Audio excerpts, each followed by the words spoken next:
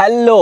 അപ്പോൾ നമുക്ക് പെട്ടെന്ന് തന്നെ 1 മിനിറ്റ് കൊണ്ട് ഒരു 8 മാർക്കിൻ്റെ ക്വസ്റ്റ്യൻ പെട്ടെന്ന് നോക്കിയാലോ. ഡയറക്റ്റിംഗ് ചാപ്റ്റർ നമുക്ക് അത്ര ഇമ്പോർട്ടൻ്റ് ആണെന്ന് അറിയാം അല്ലേ. അപ്പോൾ നാളത്തെ എക്സാമിൽ ഏറ്റവും കൂടുതൽ വെയിറ്റേജുള്ള ചാപ്റ്ററാണ് ഡയറക്റ്റിംഗ്. അതിൽ നിന്നൊരു ടോപ്പിക്ക് നമുക്ക് എന്ത് ചെയ്യാം, പെട്ടെന്ന് തന്നെ ഒരു ചോദ്യത്തിന് 8 മാർക്കിൻ്റെ ചോദ്യം വരാൻ ചാൻസ് ഉള്ള ഭാഗമാണ് കമ്മ്യൂണിക്കേഷൻ എന്ന് പറയുന്നത് അല്ലേ. അതിൽ കമ്മ്യൂണിക്കേഷനിൽ തന്നെ ഒരു ബാരിയേഴ്സ് ടു കമ്മ്യൂണിക്കേഷൻ എന്ന് പറയുന്ന ഒരു ടോപ്പിക് അല്ലേ. എങ്ങനെയാണ് കമ്മ്യൂണിക്കേഷനെ ബാധിക്കുന്ന കുറച്ച് പ്രശ്നങ്ങൾ, അത് ഏതൊക്കെയാണെന്ന് നമുക്ക് നോക്കാം. 4 തരത്തിലുള്ള കമ്മ്യൂണിക്കേഷൻ ബാരിയേഴ്സ് ആണ് നമ്മൾ ഡിസ്കസ് ചെയ്യുന്നത്.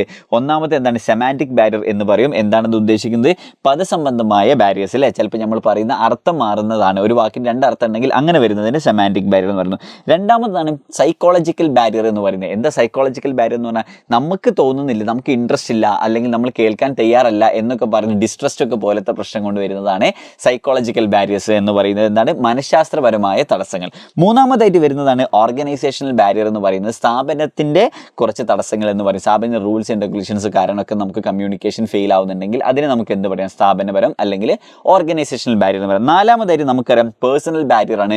നമ്മുടെ കോൺഫിഡൻസ് അതേപോലത്തെ കാര്യങ്ങളൊക്കെ വരുന്നതിനാണ് നമ്മൾ എന്തെന്ന് പറയുന്നത്, പേഴ്സണൽ ബാരിയേഴ്സ് പറയുന്നത്. ഇതൊക്കെയാണ് നമുക്ക് എന്തെങ്കിലും ഈസി ആയിട്ട് പഠിക്കാനും നമുക്ക് 8 മാർക്ക് വരെ സ്കോർ ചെയ്യാനും പറ്റുന്ന ഒരു ഭാഗമാണ് barriers to communication. All the best for examination.